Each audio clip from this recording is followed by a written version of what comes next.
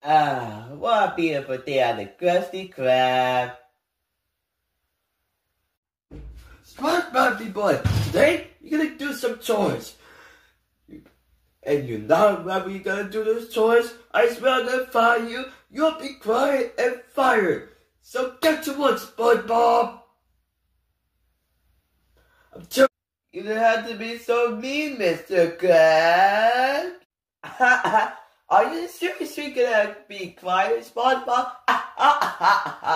I will be doing it when you get fired from your job. Yes, SpongeBob. This is why you're a woman's loser. You're a crybaby.